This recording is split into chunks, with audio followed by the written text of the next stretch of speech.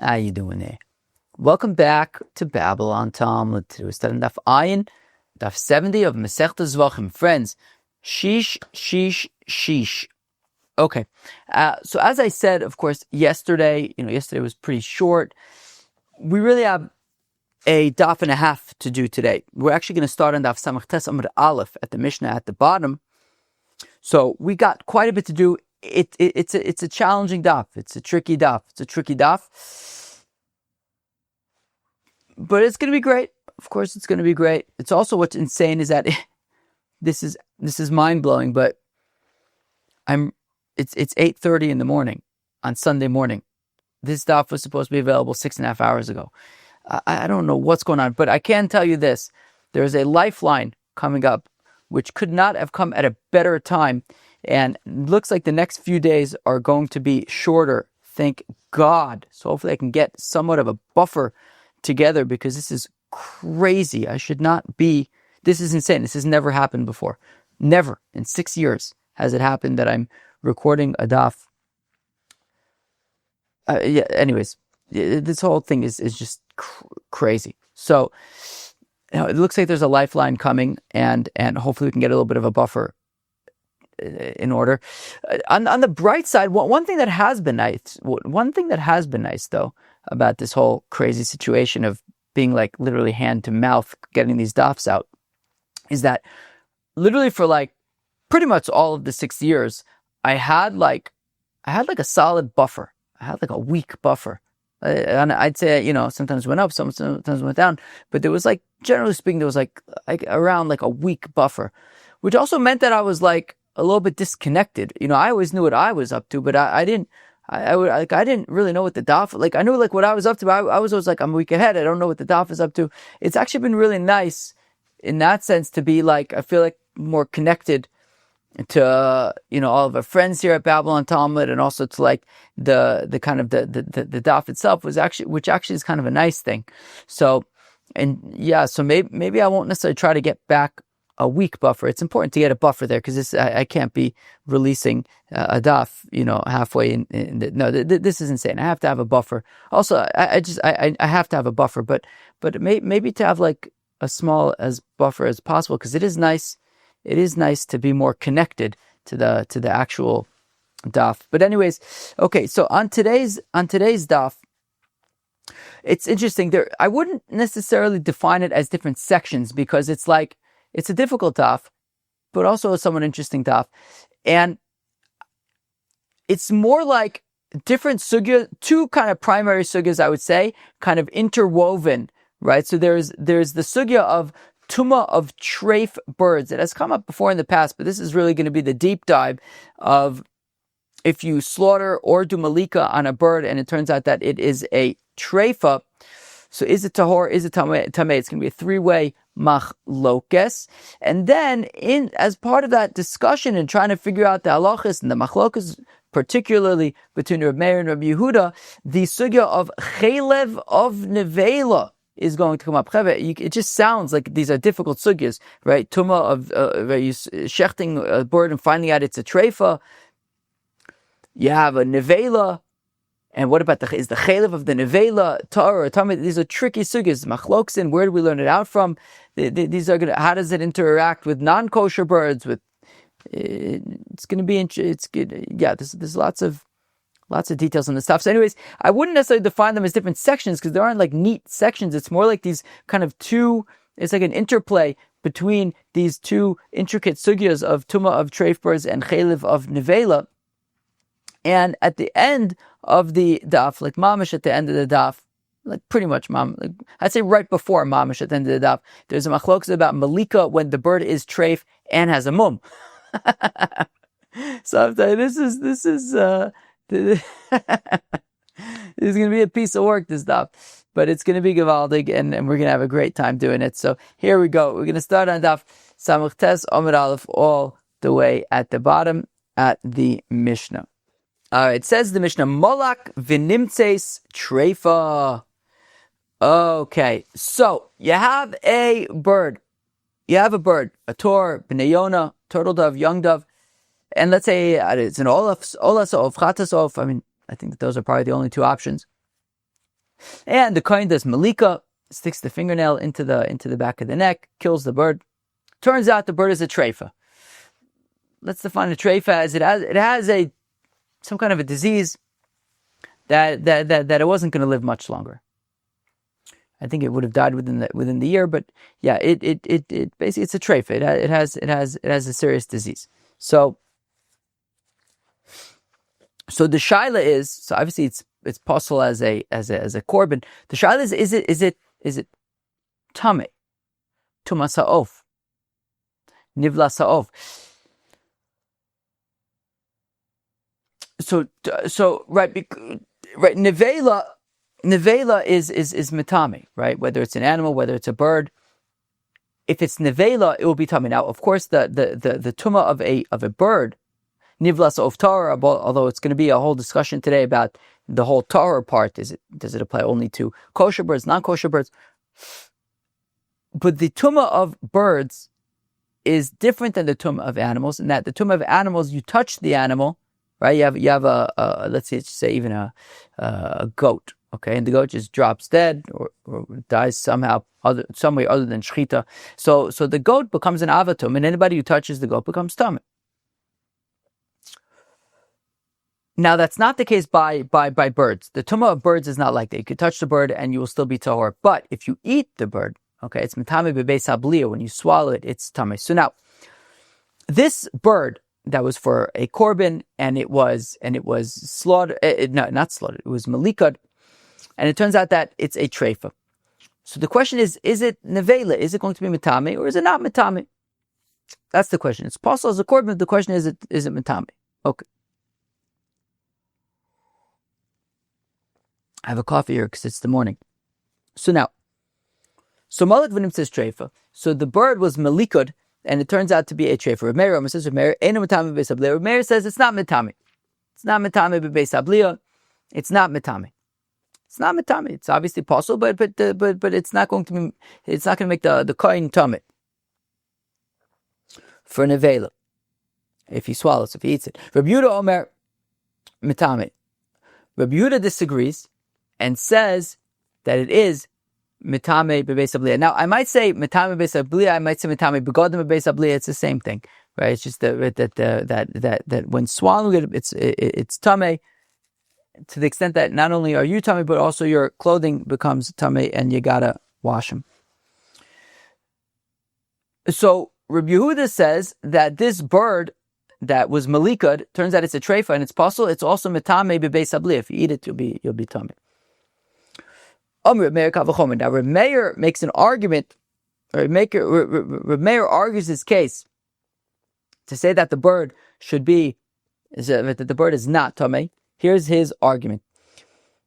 Im nivlas be'ema shemetamo b'mago v'masa shchitoso mitaroso mitaris treifoso mitumaso nivlas ha'ov she'eno metame b'mago v'masa eno din shtei shchitoso mitaris treifoso mitumaso v'matzino b'shchitoso she'imachsharto la'achilo mitaris treifoso mitumaso af melikoso she'imachsharto ba'achilo titayir treifoso midei tumaso. Okay. Whew. So it says so Rebbe makes his case, and his case is thus. We're going to learn out later on this very Amud that the halacha is that by an animal, and everyone this is not contested, by an animal, let's say a goat. If you slaughter a goat, and it turns out that the goat is a treifa, proper shchita, but the animal is a treifa, malasot. So everyone agrees that animal is not a neveilah, that animal is not going to be mitame. You touch the animal, you are not tameh. The animal itself is tahor. So treifa sheshachata, right? Shchita of a treifa by an animal, the animal is still tahor, even though it's obviously non-kosher. It's not kosher. It's a treifa, but it's tahor. Everyone agrees with that. So now, Reb Meir makes the following argument, which is that, well, if by an animal, which is stringent, right? When it comes to tumas neveilah of an animal, just touching the animal will make you tameh. That's pretty stringent stuff. And yet, when it's shechted properly, if it turns out that it's a treifa, tahor. Well, then certainly, when it comes to a bird, shechita of a bird, that's on a lower level of severity. It's less stringent in that. When it's a neveilah, touching it, you're still tahor. If you touch a bird that's a neveilah, you're still tahor. It's only going to be matame if you then go ahead and eat it. Doesn't sound very appetizing anyways, to eat a neveilah. So only then would you be tummy. So then certainly, only if you eat it would you be tummy. So then certainly, in the scenario when you slaughter a bird properly, it turns out it's a treifa, it would be tahor. So Meir makes that argument. To say that treifa sheshachta by a bird should be tahor, just like by an animal. And then he takes it one step further with a mematzinu. He says, and furthermore, just like when it comes to slaughtering a bird that turns out to be a treifa, the action that makes it kosher for eating, which is shchita, also makes it tahor from being tummy, right? Kilu, the fact that you slaughtered this bird, even though it ended up being a treifa, it remains tahor. So the same thing, therefore, I will apply to Melikah, that by a korban, chatasov, olasov, the way to be able to eat it is not through shchita, but through Melikah. So I'll say that just like by shchita, when shchita is appropriate, it's mitayr treifasa mitumasa. So I'll say also that Melikah, when appropriate, by korbanis, would be mitayr treifasa mitumasa, mitayr treifa mitumasa. So that is Reb Meir's argument. It's kind of a three-step argument, right? Starting with a behema, that by a behema that is slaughtered and it turns out it's a treifa, everyone agrees that it's tahor. Reb Meir then makes a kal v'chomer to say that the same should apply to a bird. And then he uses a mematzinu to say, and the same thing should apply to Melikah of a bird by korbanis as well. Let's read that inside. So from the top line of the Amud, Samachtasim Abayz, Omer Reb Meir says, Ober kal v'chomer, im nivlas behema, if the neveilah of a behema, shemitam of a mag of a masa, that when it comes to neveilah of a behema, it's stringent, it's metame b'maga, uvemasa, just touching it or carrying it will be metame, and yet shchita mitaeres, treifas mitumasa, but when it is shechted properly, even if it turns out to be a treifa, tahor.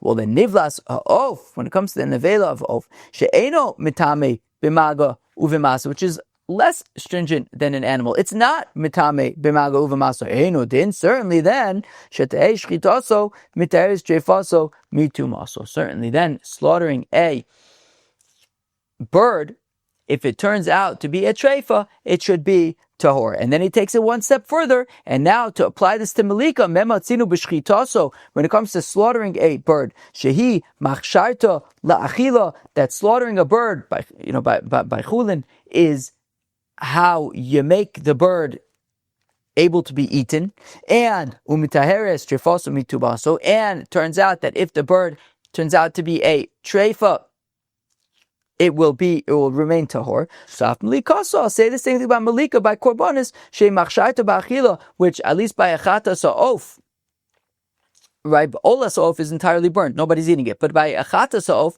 which is eaten by the kohanim, Melikah allows it to be eaten to tire treifaso midei tumaso. So then, even if the bird turns out to be a treifa, it should remain tahor. Azoi zokt Reb Meir. This is Reb Meir's argument. Reb Yossi Omer says, Reb Yossi, Daya kinivlas behema shchitasim v'tairosa v'lom likasa. Reb Yossi says, Dayo lavo min adin lios kanidon. Reb Yossi says, look, there's a principle that we're going to learn about it more in just a moment. Says Reb Yossi, look, Reb Meir, there's a principle that when something is learned out from a kal v'chomer, so then the sort of details of I don't know the word I'm thinking of, but you kind of need to preserve the I don't know if the word details of the source of the kal v'chomer. Meaning, in this case, what's Rabbi Yossi's argument? Rabbi Yossi is saying, look, all we know for sure is that a behema that's slaughtered, and it turns out it's a treifa, so it's tar. That's the only thing we know.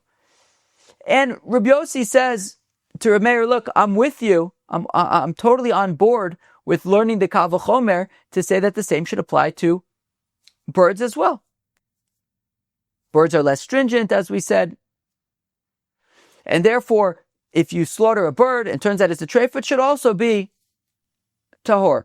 However, says Rabbi Yossi, where's that kal v'chomer coming from? It's coming from behema. So when determining what sort of the details of the implementation of this kal v'chomer are going to be, we have to be respectful almost.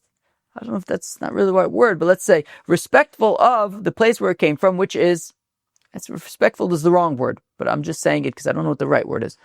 But deferential almost, that's actually probably a better word. Deferential to behema, where it came from. And by behema, there's no Melikah. You're not taking Melikah by behema. She is sticking a fingernail in the back of the neck of a cow. Yeah, right. The shchita by behema. And therefore, if we're saying a kal v'chomer to say that the same should apply to a bird, that if it turns out it's a treif, it remains tahor, it's going to be by shchita. It's going to be by methods that are shaykh to an animal. Shchita. Melikah, no. And therefore says Rabbi Yossi, while I'll agree with you that shchita by a bird, if it turns out it's a treif, it's tahor, I won't extend that to Melikah just because we're only learning it out by a bird in the first place from behemoths, and there's no Melikah by behemoths. So again, says the Mishnah, Rabbi Yossi, and says Rabbi Yossi, Daya kinivlas behema, that we have to, it's enough that it should be like behema, which is where the kal v'chomer is coming from. Shchitasa mitarasa v'lo melikasa. Shchita is what's going to be mitarit, not Melikah. Therefore, says Rabbi Yossi, this principle cannot be applied to behema sa'of, to korban sa'of, or chat sa'of, ola sa'of. Frag the Gemara, v'Rabbi l'darish dayu. Oh, the Gemara has to give out the kasha. The Gemara says, wait a second. Rabbi Yossi has a good point. Dayu lavo min adin leos kanidon. That when you have a kal v'chomer, as we just discussed, you have to be deferential to the source of the kal v'chomer. Ve'o dayu d'oraisahu. Dayu lavo min adin leos kanidon. This principle is found already in the Torah. Disani midin kal v'chomer keitzar chevre. In Shachris we say Rabbi Shmuel Omer b'shlosh eser midos haTorah nedreshes. What's the first one? No, louder. I don't hear you. I'm recording it today, where it's the same day. I should be, if usually if I'm recording it, so you're not going to hear the request to shout until if you did. But I'm asking you now, yell. I want to, Diana. I want to hear you from San Diego. So the first one is kal v'chomer. Rabbi Shmuel Omer b'shlosh eser midos haTorah nedreshes kal v'chomer. Keitzad haso kal v'chomer vayomer Hashem Moshe v'avia yarik b'fanei v'gomer. Right, the passage is halutikolim shivas yomim. No, this of course is by Miriam. When Miriam and Aharon they spoke about Moshe, and then Miriam got saras, and Moshe davens to the Rebbeinu Shalom. He says, "Kel na refonala." He says, "Eibishter, please heal her." And the Rebbeinu Shalom says, "Look, if she would have upset her father, Amram, the Gadol Ador, the father of Aharon, Moshe, Miriam, well, he must have been Shepenachas, Akoponim. So, if Amram would have gotten upset at Miriam, she would have been embarrassed for a week, would she not? And therefore, kal v'chomer, if I'm upset with her, she should be embarrassed. And not only that, not only kal v'chomer should she be embarrassed by me being upset with her, if by her father she would be embarrassed for a week, by me, the Rabbeinu Shalom, she should be embarrassed for 2 weeks. But yet, she was only a mitzvah for a week. And then Am Yisrael waited for her for a week to heal. Why wasn't she a mitzvah for 2 weeks, right? If for her father it's a week, certainly for the Rabbeinu Shalom it would be 2 weeks. Well, since the kal v'chomer was coming from her father, that, well, if she would be embarrassed by her father, from her father, well, then certainly she should be embarrassed from the Rabbeinu Shalom. And now we want to say, well, okay, so Rabbeinu Shalom is to be 2 weeks. No, since the source of the kal v'chomer is coming from her father, and for her father she would be embarrassed for a week, so here also we're going to stick to a week. We're not going to now make it 2 weeks. We're going to just, since the source from her father she would have been embarrassed for a week, so she'll have tzaras for a week, and then we'll move on. Right? So the pasuk says, Vayomer Hashem Moshe, the Rabbeinu Shalom says to Moshe Rabbeinu, V'avir yarek b'fanei. If her father would have gotten upset with her, the pasuk says, Halosi kolim shivas yomim, she would certainly be embarrassed for a week. Kavachomer l'shchina arba asar yom. So I would say kavachomer, and that by the Rabbeinu Shalom, she should be embarrassed for 2 weeks. So l'dayu lovim and adin lios knidon. But if we're bringing her from a kavachomer from her father, so by her father she would be embarrassed for a week. So here too, she's going to have tzaras just for a week, not for 14 days. So the shaila is, Rabbi Yossi has a point. If we're learning out the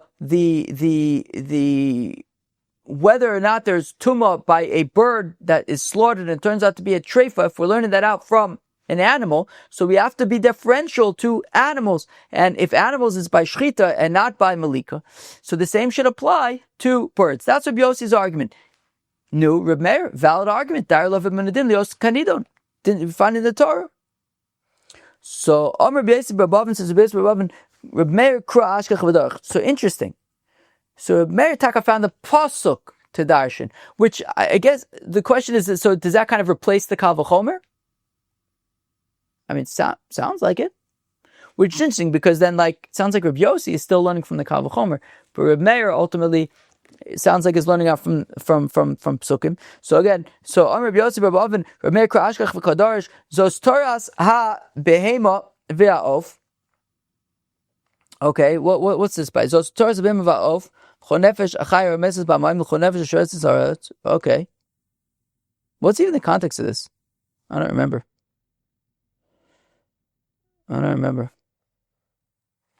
But anyways, it says Zos Toras Behema V'Aof.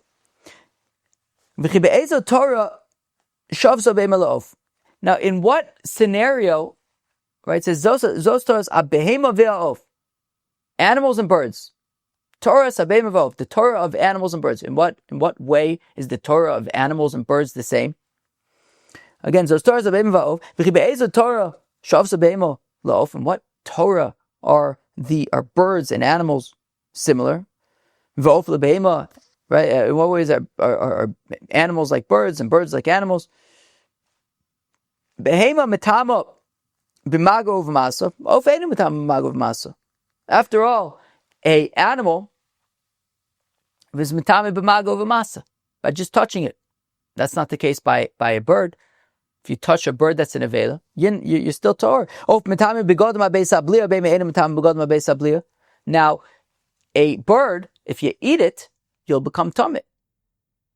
You're not tummy for eating a behema. So behemas and oafs are different. So in what way are they the same? Rather, it's to say to you, ma behema dover shemachshir la'achila mitar tirfasa mitumasa. Just like when it comes to animals, that which permits it to be eaten, shchita, in the case of an animal. Shchita permits animals to be eaten. And if it turns out that the animal is treif, the animal is tahor. So af oaf, I'll say this, zel bezach, the same thing by boids, davish machshir ba'achila. that which permits it to be eaten, whether contextually that's shchita by chulin, or whether it's Melikah by kodshim. But whatever that thing, whatever that action that makes it mutter to eat is, mitayr treifasu mitumasu, will be mitayr a treifa. If it turns out to be treif, it will be nonetheless tahor. Okay, so Reb Meir is actually learning from a pasuk that when it comes to birds, whether we're talking about shchita by chulin, whether we're talking about Melikah, although it's taka, I'm not really going to get into the chulin and the kachim stuff. It gets a little complicated because we're going to see some interesting opinions at the end of the daf. Anyways, let's just stick to shchita and Melikah right now. So when it comes to Reb Meir, whether we're talking about shchita, whether we're talking about Melikah, if you shchitad or Melikah, and it turns out that the bird is treif, it will remain tahor. Gewaldig. I'm going to drink a stick of coffee.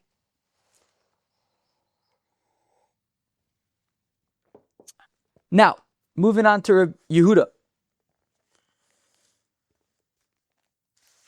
Reb Yehuda, my time. So I'm going to add some words here which aren't in the Gemara. I think it helps just slightly with the flow. So I'm going to add them, which are Amar Rabba Reb Yehuda. So it says Rabba. It's going to help in like a minute when there's like an Amar Le, because otherwise it's like Amar Le to who? So if we say it's Rabba, I don't know how they know it's Rabba. It means maybe it's different gear. So, but anyways, we're going to go with it. If you want, you can, every time I say Rabba, you can just close your ears. If you don't want to, if you don't want to Rabba. Rabbi Yehuda, my time, Amar Rabba, Rabbi Yehuda Kra'ashkach V'darsh. So it says Rabba, that Rabbi Yehuda, who says that birds, whether by shchita, whether by Melikah, if it turns out that the bird is treifa, it will be mitame begadim abeis abliya, will be tame. I wonder if I could just say tame or mitame. When it comes to tumah of a bird, it means mitame begadim abeis abliya. It's obviously not talking about tumas maga. It's talking about mitame begadim abeis abliya. So maybe if I say that the bird is tame, we'll see. I mean, probably. Either way, if I do end up saying that the bird is tame, it means mitame begadim abeis abliya. It's not going to be mitame b'maga because birds don't have that kind of a tumah. So, okay, so Rabbi Yehuda, my time, so he found the pasuk to say that when it comes to birds, whether by shchita, whether by Melikah, if it turns out that it's a treifa, it's tame. Neveilah u treifa. Okay. So the pasuk says, I'm going to read you the pasuk. It says, "V'chol nefesh asher tochal neveilah u treifa be'ezach v'ager v'chibez begadav v'achas b'mayim v'tar yad ha'ar." So the pasuk says that a person who eats neveilah or treifa becomes tummy. So in what scenario is it by eating neveilah that you become tummy? Nivlas ha'of. Of course, by animals, if you touch the animal, you become tummy if it's a neveilah. So in what case does eating it make you tummy? Birds. Okay. Now, interestingly, it says in the pasuk, and we're going to see this by Cheilev as well, like this is going to be a theme that we're going to be working with for the next, seems like it's going to be a while on this stuff. And anyways, so the pasuk here, by neveilah, by nivlas ha'of, but also we're going to see that when it comes to Cheilev, we see a similar thing, that the pasuk mentions neveilah and treifa. Let's focus, of course, on nivlas ha'of right now. So by nivlas ha'of, the pasuk says neveilah and treifa. Now the interesting thing is like, okay, neveilah I get, we're talking about a bird that died, it wasn't slaughtered. It's neveilah. And we're saying that when you eat it, you'll become tameh. It's mitame begadim abeis abliya. Why does the pasuk say treifa? Can anybody explain to me? What is the value of the pasuk saying treifa? What does it add? I mean, a treifa when it's alive is not going to be mitame anything, it's still alive. And when it dies, I mean, it's just neveilah, it's not kosher, you can't eat it, it's treifa. So what a treifa that's dead, isn't it not just neveilah? So we're saying neveilahs and treifas are mitame begadim abeis abliya, but like a treifa, obviously it's not mitame begadim when it's alive, so mitame begadim when it's dead. But if it's dead, isn't it not just a neveilah? So what, like what's pshat with treifa here in this pasuk. Right, neveilah utreifa, that by nivlas of it says neveilah and treifa. Rabbi Yehuda says, Rabbi Yehuda, treifa lama nemra. What's treifa doing here? Im treifa chaya, hari neveilah amura. Okay, so this is an interesting machlokas. This is interesting machlokas about, I think the main sugya is in Chulin, but how do we treat a treifa? A treifa, of course, is an animal that has a serious disease, a terminal illness. So if we treat a treifa that, even though it has a terminal illness, we still treat it like it's right now it's alive. We treat it as if it's going to live. So long as it's alive, we treat it as though it's going to live. That's all fine and good. But when it dies, it's still going to be a neveilah. And even if you treat a treifa, right, and if you treat a treifa that once it becomes a treifa, even though it's still alive, for all intents and purposes, we treat it as though it's already dead. So already right now, it's going to be considered a neveilah. So either way, this treifa is going to be a neveilah. Whether when it dies, it'll be a neveilah, or even if you want to say that when it's alive, once it's considered a treifa, it's already considered like it's dead. So already from now, it should be considered a neveilah. But either way, this treifa is going to be a neveilah. So again, why does the pasuk need to say that a treifa is mitame by nivlas ha'of? In what way is a treifa in this context different than a neveilah? So again, neveilah treifa amar Yehuda treifa lama nemra. Why does it say treifa? Im treifa chaya, if you say that treifa is, we treat them as though they are going to live, are in neveilah amura. Okay, but still, when it dies, it'll be a neveilah, and the pasuk already says neveilah. Im treifa einu chaya, and if a treifa we treat as though it's not going to live, harei b'chal neveilah. So already now it's within the realm of neveilah. But either way, this treifa can't escape being a neveilah at some point, and therefore, at least when it comes to nivlas ha'of, in what way is treifa going to be different than neveilah that the pasuk needed to mention it? Elo lehavi treifa sheshchata shemitama. And here is Rabbi Yehuda's argument: is what is treifa doing in the pasuk? What it's doing is to say that what's also mitame?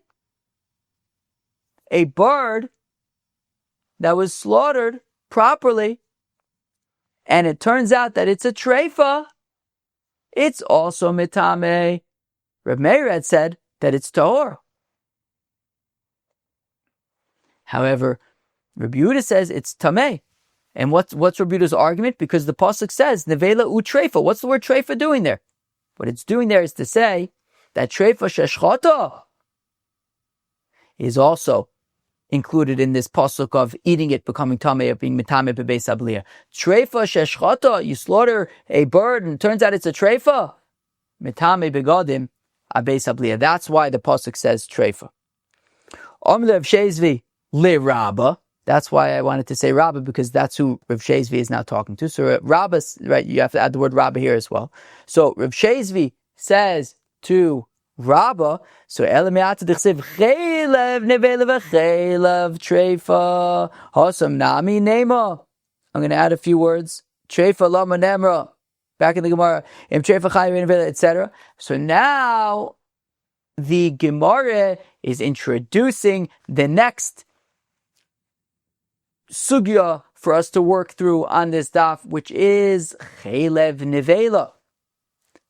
So up until now, we've had our work cut out for us with nivlas ha'of. Now we have another intricate sugya that is going to be interwoven into today's daf, interwoven between nivlas ha'of and Cheilev neveilah, is this sugya of Cheilev neveilah. That a neveilah is tameh. A neveilah, of course, is tameh. So let's say you have a goat and it dies. I don't know, whatever it's dead. It wasn't shechted, it's dead. So it's tameh. What about its cheilev?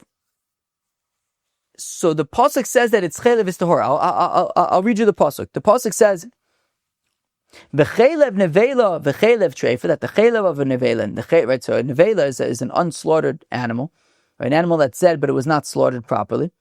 So v'cheilev neveilah, v'cheilev treif, ye also l'chol malacha. You could do a work with it. It's tahor. You could do with it. V'achal lo sochlu. You can't eat it. Can't eat it. But you can. You can't eat it. But you can. You can do work with it. It's tahor. So by cheilev neveilah, it says cheilev neveilah, v'cheilev treif. And it also mentions treifa. So Rabbi Yehuda has this whole mahalech where when it says neveilah and treifa, at least when it came to nivla sa'of, he was saying that it's coming to say that included in nivla sa'of, being mitamim b'gad beis habliya, is if you slaughter a bird and it turns out to be a treifa. Well, if that's the case, well, let's now go to cheilev neveilah. It says cheilev neveilah and cheilev treifa. What's treifa doing there? Isn't treifa just a neveilah? So according to this mahalach, we would say it's coming to say that if you slaughter an animal and it turns out to be a treifa, let's say you have a goat, you slaughter it properly, turns out to be a treifa. So it's saying that the cheilev is tahor. Right? Meaning based on the right, it says cheilev neveilah, cheilev treifa. What's treifa doing there? Well, if we follow the same malach, it's saying that if you slaughter a goat, it turns out it's a treifa. So the pasuk is saying that the cheilev is tahor. But what's the problem with that? Well, remember at the beginning of the daf, we had made clear, right, in Reb Meir's Kavachomer, already from the Mishnah, it was all based on the fact that by an animal, if you slaughter an animal, and this everybody agrees on, as we're going to see in a minute, Drasha of Rav Yehuda Amarav, this everyone agrees on, that an animal, such as a goat, if you slaughter it, and it turns out it's a treifa, everyone agrees that it's tahor. Everyone agrees it's tahor. So, based on Rabbi Yehuda's mahalach, when the pasuk says cheilev neveilah and cheilev treifa, what treifa is doing there is to say that if you slaughter a goat properly, and it turns out it's a treifa, so the cheilev is tahor. The thing is, if we need a pasuk to say that the cheilev is tahor, that implies, okay, the cheilev is tahor, but the rest of the animal is tummy, right? If the whole animal is tahor, well, obviously the cheilev is tahor as well. Right? So only in a scenario, so if you have neveilah, for example, neveilah, the animal is tummy. Right? Neveilah of a goat, you touch it, it becomes tummy, but the cheilev on the other hand is tahor. So when the animal is tummy, when the meat is tummy, so I need a pasuk to say that the cheilev is tahor. The thing is, based on Rabbi Yehuda's mahalach, when the pasuk says treifa by neveilah, it would mean that if you slaughter a goat, for example, in a kosher, you do a kosher shechita by a goat, turns out it's a neveilah, so the cheilev is tahor. But the cheilev tahor implies that the rest of the animal is tummy, but that's simply not true.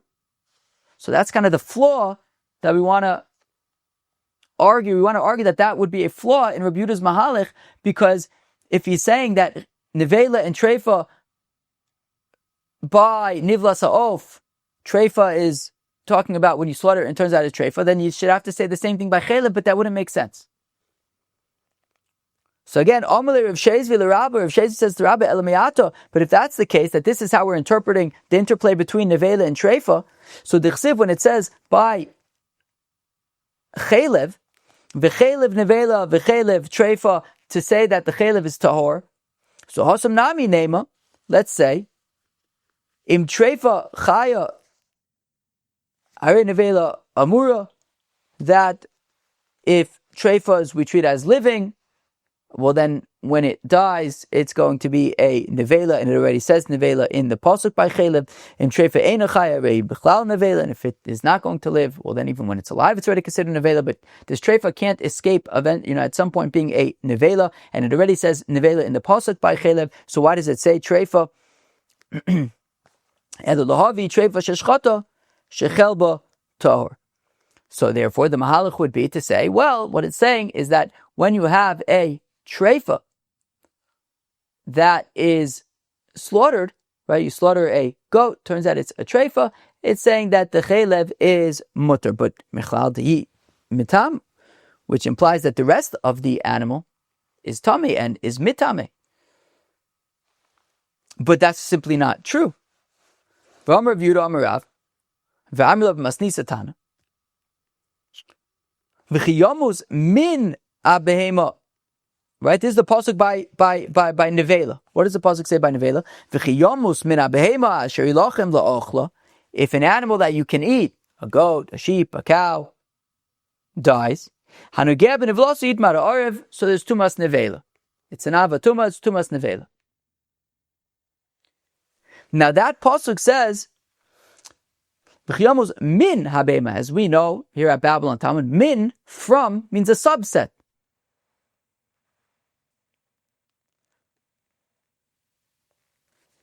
There are going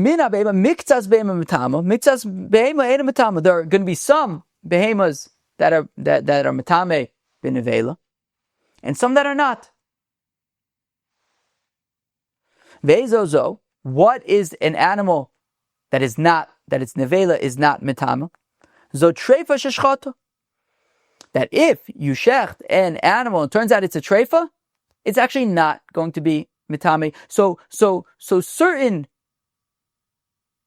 neveilahs are metame and certain aren't. So if you have a goat that drops dead, yeah, that neveilah will be metame. If you slaughter a goat and it turns out it's a treifa, and if you can't eat it, but it won't be metame. So everyone agrees that when it comes to an animal that you slaughtered it, right, a goat, for example, you slaughter it, turns out it's a treifa, everyone agrees that the animal is tahor, and therefore I don't need the pasuk to teach me. If I don't need a pasuk to tell me that its cheilev is mutter. Of course, its cheilev is not that its cheilev is mutter. Of course not. It's a treifa, but that its cheilev is tahor. So Ella. So rather, what is treifa doing there by cheilev? Ella treifa mi boile limute tmeya. Rather, what treifa is doing there is to say that it's specifically by kosher animals that the cheilev is tahor. So if you have a goat that is a neveilah, its cheilev is tahor. But if you have a hog that is dead, its cheilev is tameh. Mishayesh b'mina treifa. That when it says treifa by cheilev, it's coming to say that this halacha of the cheilev being tahor is specifically limited to animals that have a concept of treifa that would be permitted, that would be kosher. But if it's a treifa, then it is not kosher, to the exclusion of non-kosher animals. That there's no concept of treifa. All hogs are going to be non-kosher, even if there's no concept of treifa or shchita or any of these things by non-kosher animals. So specifically by kosher animals, if they become neveilah, so they're tummy, but their cheilev is tahor. To the exclusion of non-kosher animals. Non-kosher animals, the cheilev is also tummy, just like the rest of the animal. To the exclusion of non-kosher animals, because there's no concept of treifa by them. So therefore, when it comes to cheilev, when it says treifa in the context of cheilev, so treifa is to say that the dispensation, I feel like that's almost the right word, but not exactly the right word. The dispensation to say that the cheilev of a neveilah is tahor is specifically by kosher animals, not by non-kosher animals. So hachanami, and therefore I will say by nivlas ha'of as well, that when it says treifa, it's for the same purpose. To say that nivlas ha'of applies to, right, the tumah of nivlas ha'of applies to kosher animals, kosher birds that have a concept of treif, not treif, to the exclusion of non-kosher animals, they will not be metame. There's no concept of tumah by the neveilah of a hawk, for example. I think a hawk is probably not kosher. We're going to assume for this daf that a hawk is not kosher. It has to be not kosher. So here also, when it says treifa by nivlas ha'of, it's saying that the tumah of nivlas ha'of applies to kosher birds, does not apply to non-kosher birds. But Rabbi Yehuda loses, therefore, his source for saying that a kosher bird that is slaughtered and it turns out that it's a treifa will be mitame. Because treifa is teaching something else. It's saying that the tumah of nivlas ha'of applies to kosher birds instead of and to the exclusion of non-kosher birds. To which Rabbi Yehuda responds, and while at least for now he accepts that by Cheilev, treifa is coming to say that it applies to, that we're talking about kosher birds specifically. He says, however, Rabbi Yehuda maintains that when it comes to nivlas ha'of, right, so again, just to make sure I said the right thing, because it's intricate, by Cheilev, treifa is to limit it to kosher animals. However, by nivlas ha'of, treifa is to say that even if you slaughter it and it turns out it is a treifa, it is mitame. How does Rabbi Yehuda then know to limit the tumah of nivlas ha'of to kosher birds? From a different pasuk. Of Tumah the Rabbi Yehuda min neveilah nafkalei. That says Rabbi Yehuda, look, in terms of limiting tumas ha'of to kosher birds, that's from a different pasuk. There's another pasuk that says neveilah utreifa. I'm reading you the pasuk. Neveilah utreifa lo yochal litamaba ani Hashem. That neveilah and treifa lo yochal litamaba. Don't eat it to become tameh. To eat, becoming tameh by eating is by what? Nivlas ha'of. Right? Of course, we know by nivlas ha'of, you don't eat it, you touch it and become tameh. By nivlas ha'of, you eat it and become tameh. So now, so that's another pasuk. So now we've seen two psukim. That are talking about nivlas ha'of being matame beis habliya, right? The first pasuk that I'm reading you some psukim now. The first pasuk was v'chol nefesh asher tochal neveilah utreifa, etc. becomes tameh. That's one pasuk. Now we have another pasuk that says neveilah utreifa lo yochal tamaba. Another pasuk that's talking about nivlas ha'of. And we learn out from the fact that it says neveilah in that second pasuk, as we're going to see in a second. That when it says neveilah in that second pasuk, that is coming to limit tumas nivlas ha'of to types of birds that are only usher to eat because they're neveilah, as opposed to a hawk. You can't eat it even if you do the most. You get the biggest yarei shamayim to do the most kosher shechita in the world. A hawk is still going to be non-kosher. It has nothing to do with the fact that it was a neveilah. It has to do with the fact that it's non-kosher bird. But the fact that it says neveilah in this pasuk, in this additional pasuk by tumas ha'of, is to say that tumas ha'of is limited to birds that there's a concept of neveilah. They could be kosher, it could be neveilah, as opposed to non-kosher birds. So again, of tameh Rabbi Yehuda. So the exclusion of non-kosher birds, according to Rabbi Yehuda, min neveilah nafkalei. It's from the word neveilah in the other pasuk by Tumas ha'of. Decided that we learn in the Bible. Rabbi Yehuda says, Rabbi Yehuda, yachote nivlas of tameh mitam b'gad beis habliya. Is it possible that neveilah of a tameh bird, of a non-kosher bird, will also be mitam b'gad beis habliya? Tamlo neveilah utreifa lo yochal. It says in that other pasuk, neveilah utreifa lo yochal. Right? It says the tamaba. Misha isura mishum batocha neveilah. That in that pasuk we're talking about a bird that the reason why it's usher is because it's neveilah. That's why it's usher. If you did a proper shechita, it would be kosher. Yotzazet, to the exclusion of non-kosher birds, she'ein yisur mishum batocha neveilah elam mishum batocha tameh. That by non-kosher birds, the reason why they're usher is not. By non-kosher birds, the reason why they're usher is not because they're neveilah, it's because they're not kosher. There's nothing you could do to make a hawk kosher. It's not kosher because it's a non-kosher species. It's simply not kosher. And this pasuk by Tumas ha'of is specifically talking about birds that are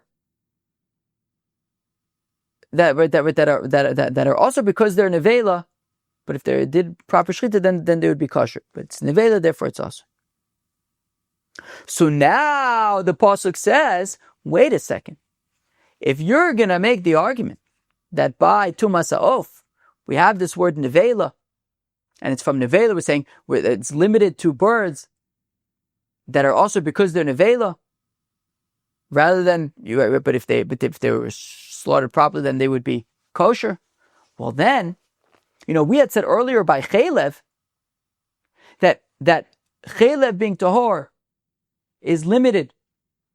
Cheilev being tahor is limited to kosher animals because the pasuk has said treifa, and we're saying animals that have bimino treifa. But at the same time, in that pasuk by Cheilev, what did it say? V'cheilev neveilah, v'cheilev treifa. Let's make the same drasha that we made just now by Tumah Sa'of, and say the inami v'zainami typically. Let's say now also by Cheilev the same mahalach. Mi v'cheilev neveilah mi sheisur mishum batochal cheilev neveilah. Let's say that how do we know that Cheilev being tahor is limited to kosher animals? Because it says Cheilev neveilah mi sheisur mishum batochal neveilah. I just read that again. I'm sorry. Cheilev neveilah mi sheisur mishum batochal cheilev neveilah. We're talking about animals that are usher, that the cheilev is usher because it is the cheilev of neveilah. Yotzasa zo shenisur mishum batochal cheilev neveilah el mishum tameh. That the issue is not because we're talking about neveilah. The issue is because they're simply non-kosher, right? So when the pasuk is talking about cheilev neveilah, we're specifically talking about animals that the issue is that they're neveilah.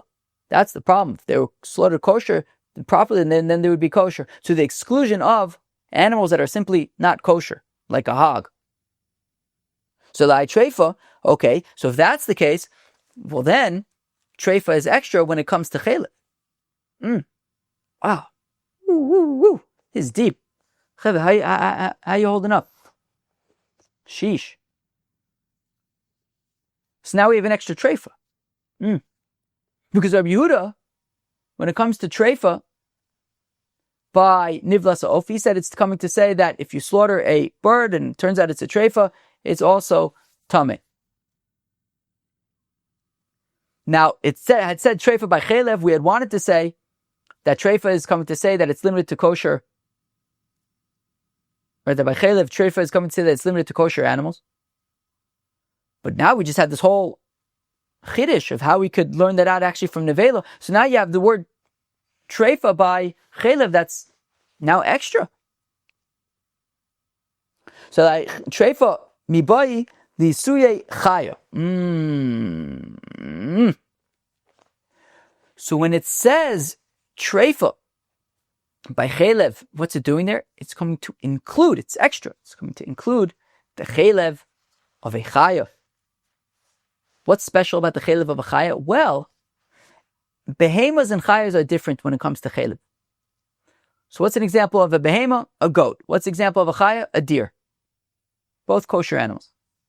So the Cheilev of a goat, you're not allowed to eat. It's Cheilev. Of course, we know all about classic example of something that chayav al zdon kares v'ashigos uchatos. Somebody ate Cheilev. Cheilev of a goat is also chayav kares on purpose, chatos by accident. However, the Cheilev of a deer, of venison, is mutter. If you want, you can go out to a restaurant tonight and say, I am ordering, do you sell venison Cheilev? Cheilev of venison. You can enjoy that. Yeah, if the waiter or waitress, if the server, that's kind of works both ways. If the server is learning Daf Yomi, so they'll be able to, they'll know exactly what you're talking about. If anything, they'll get a real geschmack. Maybe they'll get free dessert. Get free dessert.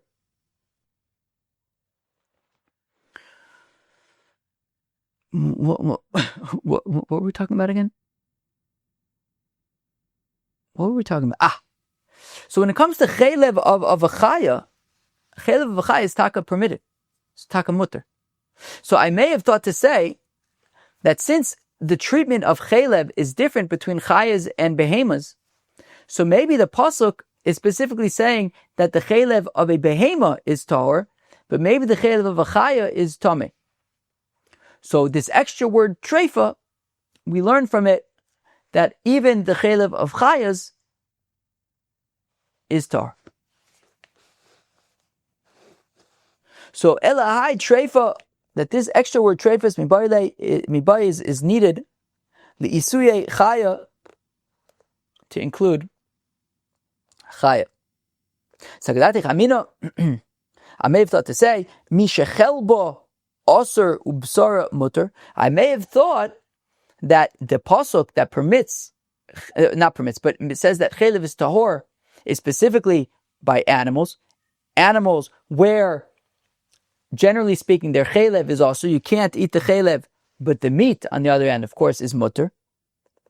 So yotzos zo, to the exclusion of chayas, shechelba uvsara mutter, where not only the meat, but also the chaylev is even mutter by a chaya. So I may have thought to exclude a chaya kamash malan, the extra word treifa comes to say that chaylev is tahor even by chayas. Skip the next, skip Amalei. Maishna Tmeya.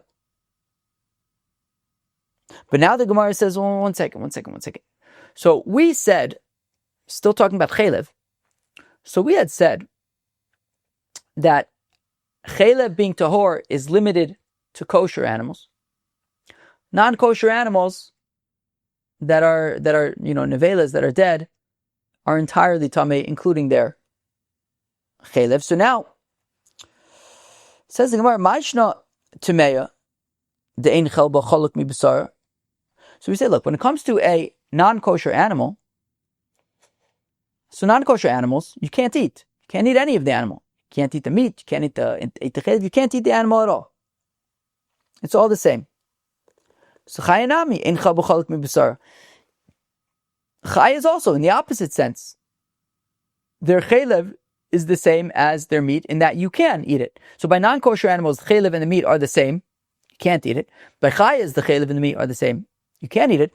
But the common denominator is that you have these animals that their chaylev and their meat are the same, as opposed to something like a goat where the meat is permitted, but you can't ever eat the chaylev.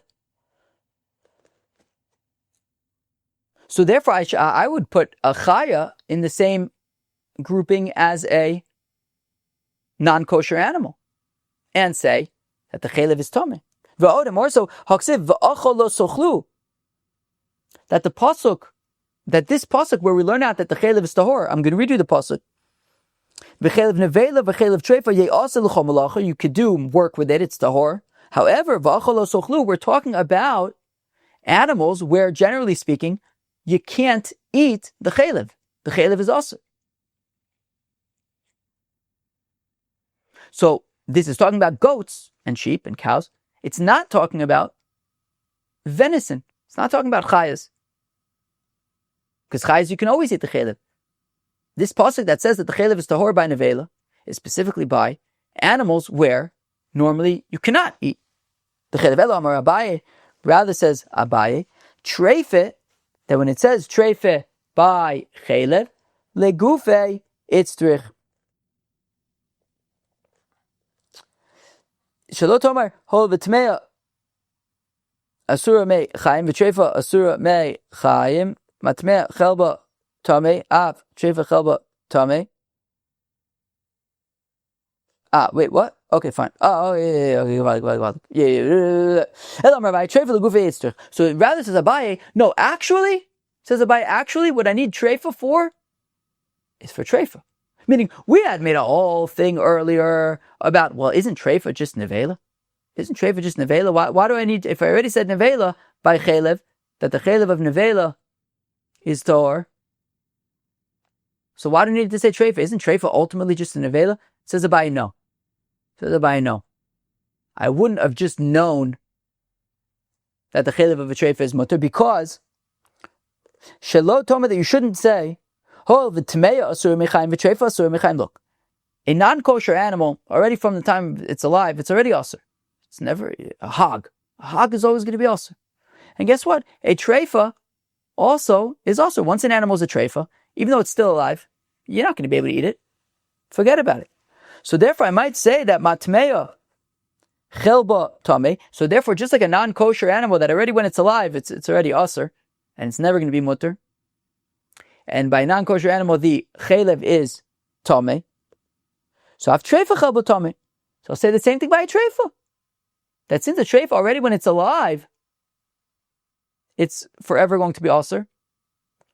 So maybe, like a non-kosher animal, its cheilev should be tame. Therefore, I need the pasuk to say that no, even by treifa, the cheilev is tahor, like by any other neveilah. But yachi, hainami mibayle shotomar hova of tame asur b'achila v'treifa asur b'achila ma'ov tame eno mitame av treifa eno mitama. But if that's the case, but if you're going to make that argument, once again, so then I'll say the same thing. So if that's what we're saying by Cheilev, that we need treifa to teach that the Cheilev of a treifa is tahor, but then I'll make the same argument by nivla sa'of, that I need treifa by nivla sa'of, not like Rabbi Yehuda is saying, to say that if you slaughter it and it turns out to be a treifa, it's tameh. No. I need treifa by nivla sa'of to teach. Shelo tameh, you shouldn't say, hol v'of tameh asur b'achila, that since an oaf tameh, a non-kosher bird, a hawk, is also b'achila, v'treifa asur b'achila, and a treifa is also asur b'achila, ma'of tameh eino mitame. So just like an oaf tameh is not mitame, as we're going to learn about a little bit later. So it turns out that actually an oaf tameh, a hawk, if you have a dead hawk, it's not tameh at all. Not b'magov masa, not b'beis abliya, it's not tameh at all. I was talking when I was in Virginia last year, we found a dead hawk. And Taka, they made it into epis. They preserved it and they made it into epis. We found a dead hawk, pashut. Akoponim, so a dead hawk is not mitame at all. So I may have thought to say, well, just like a dead hawk is also ba'achila, and a treifa is also ba'achila, so I might think that just like a dead hawk is not mitame, maybe a treifa is not mitame. So I have treifa in a mitame, v'od. So that's one question with saying that you need treifa to teach about itself by Cheilev, that the Cheilev of a treifa is mutter. So I'll say that I need treifa also to teach by nivla sa'of that a treifa itself is mitame. And more so, mi'ika lemelev treifa mitmeya. Is that really a mahalach that jives? Can you, right? Meaning we had said that by Cheilev, Abai wanted to argue that by Cheilev treifa is needed, that by Cheilev treifa is needed to teach that the Cheilev of a treifa is mutter, because I may have thought to learn it out from a non-kosher animal. Can you really learn out a treifa of a non-kosher animal? The argument was to say that, well, since a non-kosher animal, when it's alive already, it's always forever going to be usher, and a treifa, when it's alive already, it's forever going to be usher. But the thing is, there's a big difference between a treifa and a non-kosher animal. A non-kosher animal was born that way. A treifa was not born that way. Treifa, when it was born, was kosher. It only later on became a treifa, which makes it very different. So while a non-kosher animal, which was from the time it's born usher forever, yeah, its cheilev is tameh. But I could argue that a treifa, which was born tahor, its treifa, its cheilev could be tahor. What mi'ika lemeilav of treifa mitmei? Can you learn out treifa from tmei? Tmei lo aisa lo shasa kosher. A non-kosher bird, a non-kosher animal in this case, was never kosher. Treifa aisa lo shasa kosher. Whereas a treifa, when it was born, it was kosher. V'chitema treifa mi bet and Michael. If you're going to say, yeah, but what about in a scenario where a treifa was born a treifa? So it was never mutter, but b'mina mi'ika. Okay, but maybe you have a goat that was born with some terminal illness, but most other goats are not born that way. So even if you say, yeah, I can find you an example of a particular goat that was born with treifa, but goats generally are not born treifas, and therefore the argument against Abaye is that Abaye's whole argument is based on comparing a treifa to a non-kosher animal, but that's not a good comparison. So Elamar Rave, so rather says Rave, what do we do with this extra treifa by Cheilev? Elamar Rave at Torah Amra, as the Torah says, Yavo iser neveilah, v'yachol al iser Cheilev, Yavo iser treifa, v'yachol al iser Cheilev. That when you eat, what the pasuk is doing when it says neveilah utreifa by Cheilev, it's saying, look, normally Cheilev already by a behema is aser, right? If you slaughter a goat, you can eat its meat, you can't eat its Cheilev. If you eat its Cheilev, it's aser. And when it says neveilah and treifa, it's adding more isurim. If you eat the Cheilev of a neveilah, not only are you eating Cheilev, you're also eating neveilah. And not only are you eating Cheilev and neveilah, you're also eating treifa, if it's a treifa. It's to say, right, you might think, ein isur chal isur, you're not going to be chayiv multiple times. No, you will. The pasuk is saying, is if you eat this Cheilev of a neveilah that's also a treifa, you'll be chayiv 3 times. Yavo isur. So where am I? So Amar Rave, Hatorah Amar Yavo Isser Neveilah, let the Isser of Neveilah v'yachol al Isser Cheilev, and will be added on to the Isser of Cheilev. Yavo Isser Treifa, let the Isser of Treifa come v'yachol al Isser Cheilev, and be added on to the Isser of Cheilev. Utzriche, and we need both Neveilah and Treifa. The Ashma'ina Neveilah, that if we only had the pasuk say Neveilah mishum dimitamyo. Okay, Neveilah is added on as an Isser because it's stringent. Neveilah is mitame. Aval treifa imelo, but a treifa, as we said, if you slaughter an animal, turns out it's a treifa, it's tahor. So maybe that isur wouldn't be added on v'ashmin and treifa. And if it said treifa mishum, the isur mechaim, because it's already also from when it's alive, right? When it's alive, it's already not going to be. It's going to be also forever. So aval neveilah imelo, but I wouldn't apply it to neveilah, which at the time of death it becomes a neveilah. So tzricha. So we need both of those to say that if you eat Cheilev from a neveilah that's also a treifa, you're going to be chayev 3 times. Cheva, I need to take a little break to let my brain rest for a minute. So now back to Reb Meir. We've been focusing on Reb Yehuda for quite a while. Back to Reb Meir. Reb Meir, I treifa my overlay. So Reb Yehuda just made a whole drasha from, it says treifa by nivlas ha'of, and it's coming to say that if you slaughter a bird and turns out it's treifa, it is mitame. What does Reb Meir make of treifa? Oh, we saw, I think it was yesterday, that we said, well, when it comes to treifa, there's no difference between treifa in the azara, outside the azara. So also, Tumah applies when there's no difference between inside the azara and outside of the azara.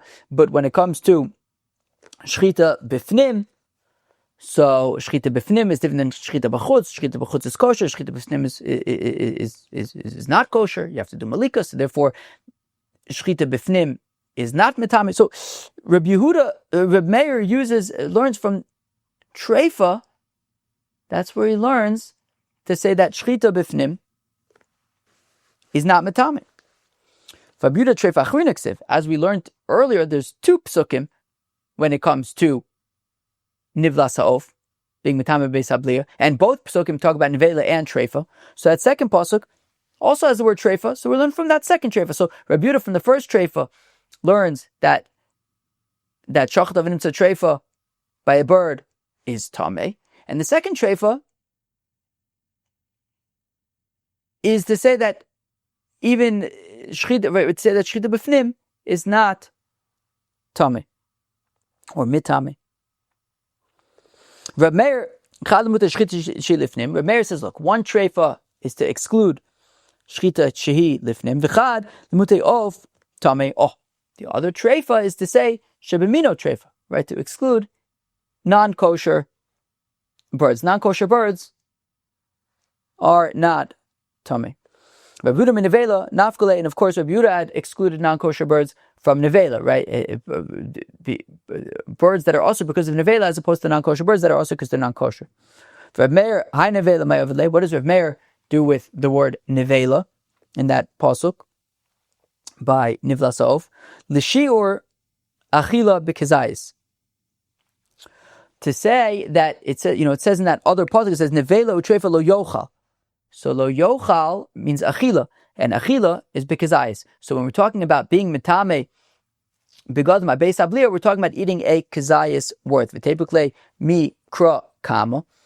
But why not learn that out from the first pasuk? Because the first pasuk of v'chol nefesh tocha neveilah obviously also talks about achila. So not kezayis from there. Mid'afkir achmana b'loshan achila.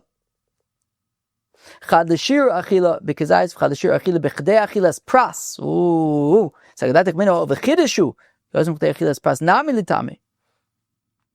Komash malon. Oh, so Reb Meir says, look, it says achila in both psukim by Nivla Sa'of. One of the achilas is to say b'kezayis, because achila shir achilas b'kezayis. The other achila is to say it has to be k'dei achilas pras, right? That's the general shir that's mitzdarif to kezayis, right? You have to, when we say you eat a kezayis, it's within a certain time frame. That time frame is the amount of time that it eats, that it takes to eat half an 8-egg loaf, i.e., 4 eggs worth of bread. The amount of time that takes a few minutes. So it says achila in both psukim. One achila is to say b'kezayis, the other achila is to say within the time frame of achila, which is k'dei achilas pras. I may have had the havmina to say that since this whole concept of Tumah Sa'of being mitame abeis abliya, when you swallow it, where else do we see that Tumah is by swallowing it? Tumah is by touching, Tumah is by carrying, Tumah Sa'of by swallowing. That's a big chiddush. So maybe it's such a big chiddush that even if it's outside of k'dei achilas pras, you should still be mitame. No. Even by Nivlas Ha'of, which is Tamei Beis Abliya, it is within, it has to be a kezayis eaten within Kedei Achilas Pras. Tana Rabbanan, the rabbis taught. V'cheilev neveilah, v'cheilev treif. I think now, towards the end of the daf, it arguably gets a little bit smoother ride. Arguably. It's still not easy. But I think arguably it's like a little bit like weaving between Cheilev and Nivla Sa'of. I don't know. Tana Rabbanan, v'cheilev neveilah, v'cheilev treifa. Okay, so by Cheilev, of course, we have our pasuk of v'cheilev neveilah, cheilev treifa, v'cheilev behema Torah, also medaber. Okay, and that pasuk is talking about the cheilev of a behema Torah, as we've been assuming. Atomim v'cheilev behema Torah, also medaber eino ela v'cheilev behema tmeya. Wait, how do you know that the pasuk is talking about the cheilev of kosher animals being tahor? Maybe it's saying that the cheilev of non-kosher animals is tahor. That if you have the neveilah of a hog, the cheilev of the neveilah of a hog is tahor. Amar tier michlal shchuta v'tier michlal cheilev. Look, when you slaughter an animal, it's not neveilah. And also, cheilev is not tamei for neveilah, right? We're saying that the cheilev is tahor. So you have an animal, you have a dead animal. If you slaughter it, though, it'll be tahor. Alternatively, the cheilev is tahor. Otherwise, it's tamei. Mak shetir michlal shchuta b'tahor, and just like slaughtering an animal makes it tahor, but just like a slaughtered animal is tahor, specifically by kosher animals, right? If you slaughter a hog, with the you can have the most kavanah in the world, it's still going to be tamei. Slaughtering an animal is tahor only by a kosher animal, so therefore also v'lo b'tmeya af kishetir michal cheilev b'tahora v'lo b'tmeya. So also when we're talking about the cheilev being tahor, it's also by a kosher animal. But wait, maybe I'll make the following argument. Tier michlal neveilah, that when it's neveilah, it's tahor. What do you mean when it's neveilah, it's tahor? Well, as we mentioned earlier, and as we're going to get to a little bit later, and as we're seeing now, that by a non-kosher bird, by a hawk, for example, its neveilah is tahor. By a hog, by a non-kosher animal, its neveilah, of course, is tamei. But by a non-kosher bird, its neveilah is tahor. So v'tir michlal cheilev, and also cheilev we're saying is tahor. So makshatir michlal neveilah b'tmeya. So when we're saying that neveilah is tahor, it's talking about a non-kosher animal. V'lo b'tahor, not a kosher animal, a non-kosher bird. So also by not by a kosher bird. Kosher bird, of course, is mitam b'sabliya. Av shatir michal cheilev b'tmeya v'lo b'tahor. So also when we're talking about the cheilev of an animal, I don't think that there's cheilev by birds, as far as I'm aware, but the cheilev of animals being tahor, it's going to be by non-kosher animals, just like by neveilah, it's talking about non-kosher birds. So you're also by the cheilev is talking about non-kosher animals. We're not talking about kosher animals. Omar kshabala baderech zo hi b'torah, kshabala baderech zo hi b'tmeya. So now look, we just said, look, you can look at it from this direction and make the argument that the cheilev is of a kosher animal. But also you can make the argument that it's the cheilev of a non-kosher animal. So what do? Talmud lomar, treifa, misheyesh b'mina, treifa. Look, when it comes to cheilev, it says neveilah u treifa. So we're talking about, it's limited to an animal that can be a treif. There's a distinction between treif and kosher, as opposed to non-kosher animals where it's all osir. Now, otzi es atmeya she'ein b'mina treifa, v'lo otzi es achaya sheyesh b'mina treifa. So now I'll say, okay, look. So now when it comes to cheilev being tahor, so we exclude non-kosher animals. We exclude hogs. There's no concept of treifa by hog. By a deer, however, there is a concept of treifa by a deer. So maybe I'll say that the cheilev of a deer, of a chaya, is tahor. What's that noise coming? Somebody who's talking really loud? Yeah, somebody's talking really loud. I wonder why. I wonder what they're talking about, that like they need to talk about it so loud. I mean, I feel like I'm talking pretty loud. Pretty sure they have no clue that I'm talking. Remember when I used to say all the time, if you can't hear me, why should I be able to? That was before I had noise-canceling headphones. Noise-canceling headphones, Chevra, has been a game changer. It must have improved the experience of Babble on Talmud by like 1,000,000 times. I used to complain every single daf. Oh my gosh. Akopona, where were we? So I'll say, okay, so non-kosher animals are excluded. Cheilev of non-kosher animals, tamei. Cheilev of a chaya should be tahor, right? Chayas are something that it could be treif, it could be kosher. So the cheilev should be tahor, right? This dispensation of tahor by cheilev should apply to chayas.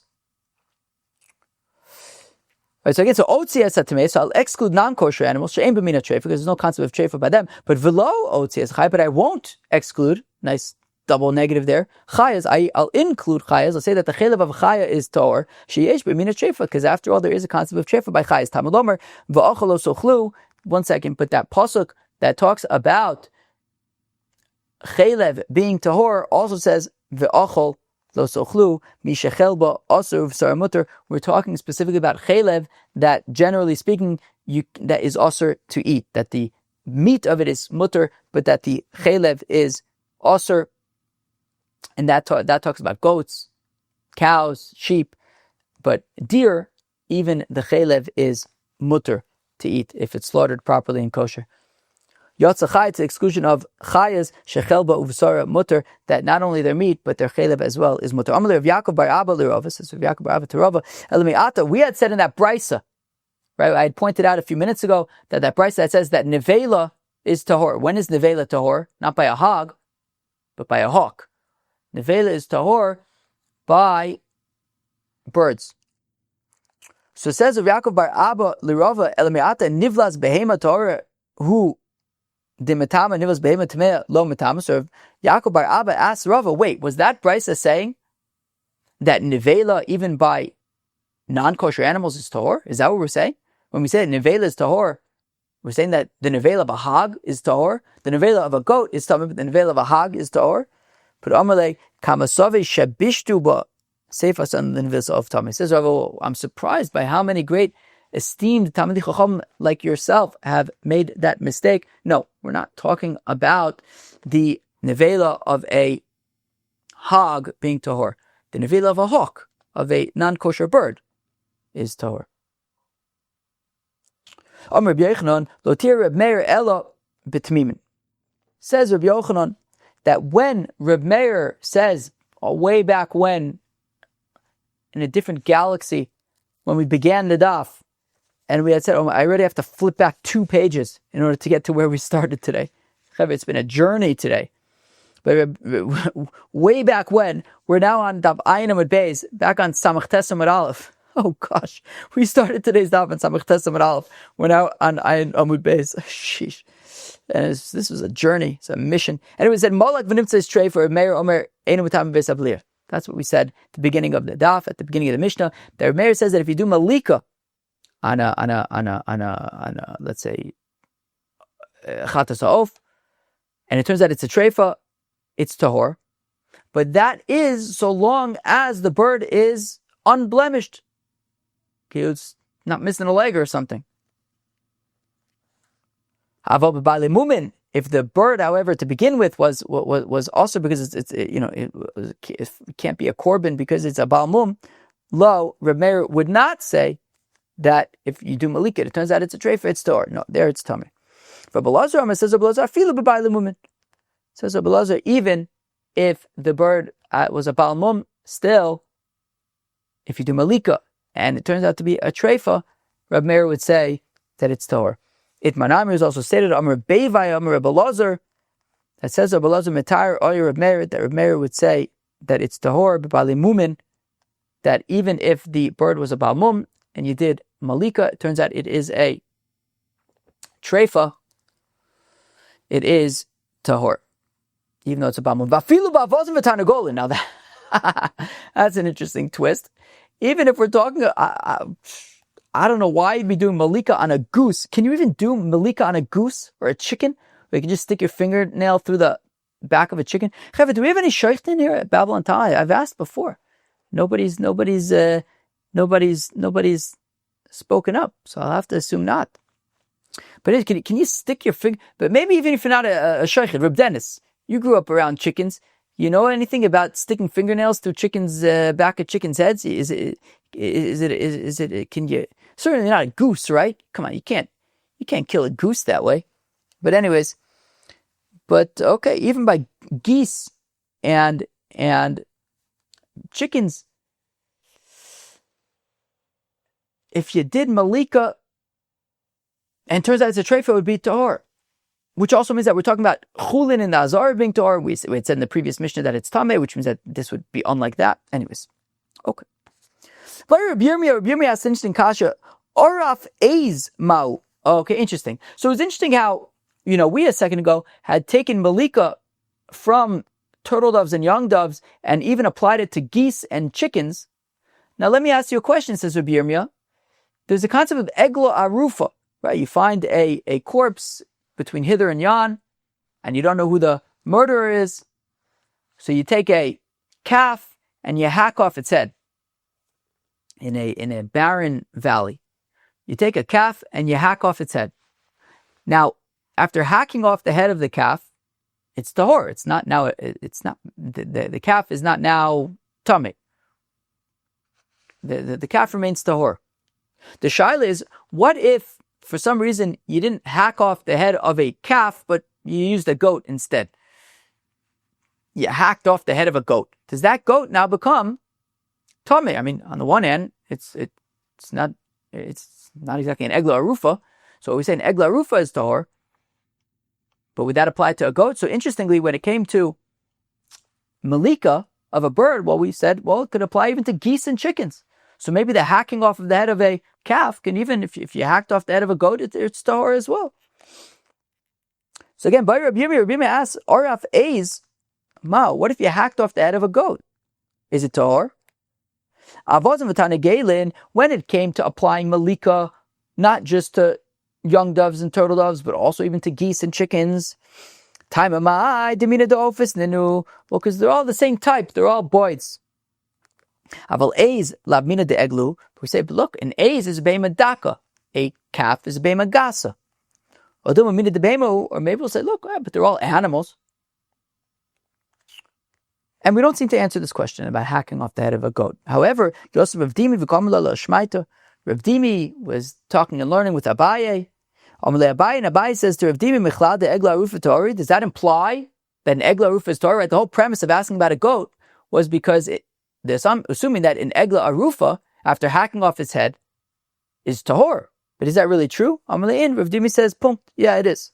Yo, it's tahor. Amid Rabbiana, they say that it was mentioned Rabbiana kapara ksipa kikoch. It says kapara by in egla arufa. It says kapar la'amcha Yisrael asher pradisa Hashem, etc.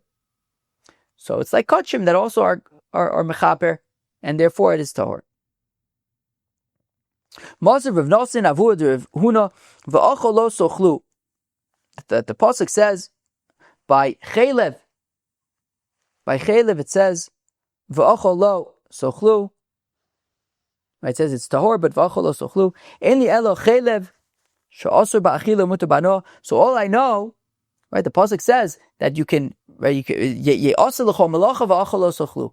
that you can't eat it, but you can get an from it. You can do work with it. You can get an with it. So Cheilev shel shor anisko ve'egla arufa minayin. How do I know even to include the Cheilev of an egla arufa and a shor anisko? Right, or I'll say the opposite so we can make our point. A shor anisko and even an egla arufa, that the Cheilev of an egla arufa is tahor, even though it's also bano. You can't do it. You can't do work with it. Right? Oh no, that's by. Anyways, no, you can't do a right, egla asher. I think it says asher lo ala all. Anyways, you can't do work with this egla arufa. You can't get benefit from it. So, how do we know that its cheilev is mutter? So tam lama kol cheilev. The pasuk before our pasuk that we've been working with of Cheilev neveilah, Cheilev treif, the pasuk right before that says Dabra b'nei Yisrael lemer kol Cheilev. Because it says kol Cheilev, we're talking about all Cheilev, even by an egla arufa. Now, now if what we were saying is correct, that an egla arufa is already tahor, so then he tahor v'chal b'tamei. I don't care what's the havamina to even say. Why do I need a pasuk to tell me that the Cheilev of an egla arufa is tahor? If the egla arufa itself is tahor, obviously the Cheilev is tahor. So we were assuming that an egla arufa, when you hack off its head, it's tahor. But the fact that we're asking about the Cheilev doesn't imply that it's tamei, and therefore we want to know what about the Cheilev. So it says the Gemara's look. Look, if you hacked off the head like you're supposed to, so of course it's tahor. What we need to say is that even if you slaughter the egla arufa, it's the Cheilev. We're talking about the Cheilev being tahor. But 1 second, if you slaughter a calf, of course it's tahor, right? All the beef that we eat is tahor, because shchita by a calf is tahor. So we're talking about egla arufa that just dropped dead, so it's a neveilah. And we're saying that the egla arufa dropped dead. It wasn't slaughtered. It wasn't hacked its head off. It just dropped dead, and it's a neveilah. But its cheilev is tahor. 1 second. Michal timichayim asur. So now, does this imply that already from when it's alive, it is asura?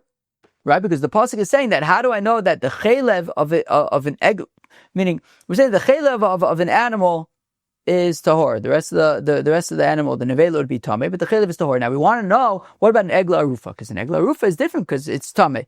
But 1 second, if we're talking about an egla arufa that dropped dead, and now we want to talk. I'm sorry, not tamei, but it's osur. But we're saying the egla arufa is osur. But if we're saying that we're talking about an egla arufa that dropped dead, we want to know about the cheilev, and what's unique about it is because it's osur.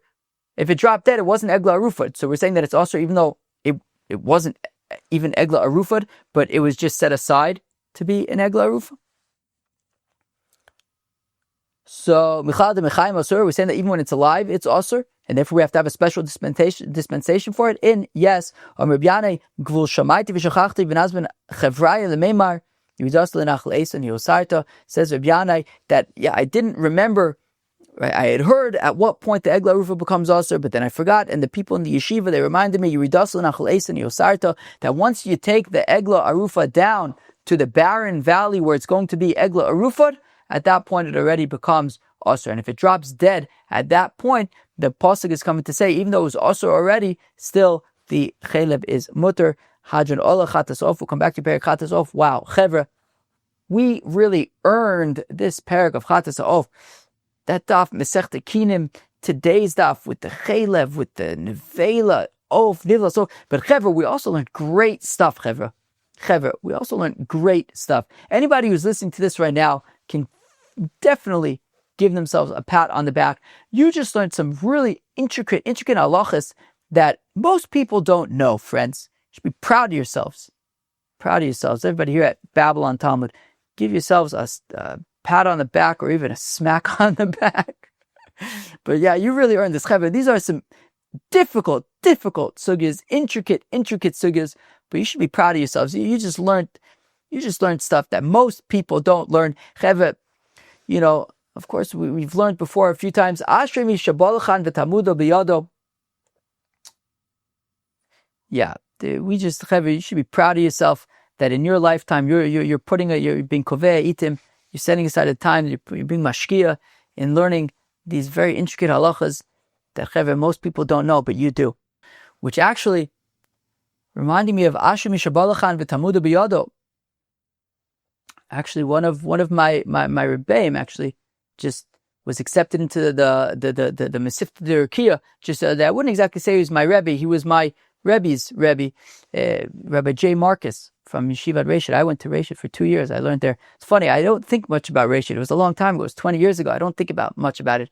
But ever since Rav J passed away on Thursday, it's funny, I've been reflecting a little bit more, thinking about Reshit. It's very interesting. I'll probably go pay a Shiva call over there at some point this week. But anyways, yeah, Rav J. Marcus, he was, I played a very important role in my journey and in my life, and his family, and his yeshiva. So, I hope he finds a good chavrusa. Rav J. Marcus, he was Mishamish Rav Moshe Feinstein. Amazing. Rav Moshe Feinstein. So Rav J. Marcus, he was the rabbi in Staten Island, and when he was younger, I think he would drive Rav Moshe Feinstein some places.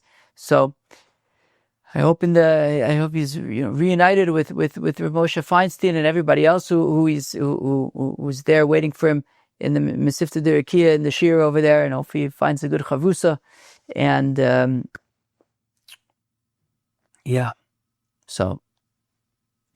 guess we should Lilu is neshama. Chevra on Daf Ayin of Mesefta Zevachim. What a daf! What a mission! What a journey! Oh boy! So, anyways, we learned about the Tumah of treif birds. You see, Chevra, that's why yesterday's daf was very short. But I also said part of it was because I was feeling the time crunch before Shabbos. But part of it was also simply that there was this daf really needed to be taught in one go. To divide it in half, I'd spend half the daf just catching up. But anyways, we talked about Tumah of treif birds. So a three-way machlokas, very interesting machlokas. Reb Meir says that shchita and Melikah are tahor. That when it comes to a bird, if you shech the bird and it turns out it's a treif, tahor. If you do Melikah on a bird and it turns out it's treif, tahor. Reb Yehuda says in both cases, whether you're slaughtering a bird or doing Melikah on a bird, if it turns out it's treif, tameh, or it's mitame bebeis abliya. And Rabbi Yossi makes a distinction. He says, look, we can learn out shchita from a kal v'chomer from behema, but dayu lavo min adin lios kanidon, it cannot be applied to Melikah. Therefore, shchita turns out it's treif, it's tahor. Melikah turns out it's treif, is tameh. Now, or mitame. Cheilev of neveilah. Such intricate sugyas. Cheilev of neveilah. So by animals, the cheilev, like animals like goats, sheep, cows. So their cheilev of a neveilah would be tahor. When it comes to chayas, their neveilah their cheilev would be tameh. And non-kosher animals, their cheilev is also Tameh. Melikah, when the bird is treif and has a mum. Rabbi Yochanan says Rabbi Meir would say that it is Tameh in that case, or mitame in that case. Rabbi Elazar would say that it is tahor. Friends, that was Daf Ayin of Masechta Zevachim. I hope you enjoyed. I'll catch you tomorrow for hopefully a much shorter daf. Cheers.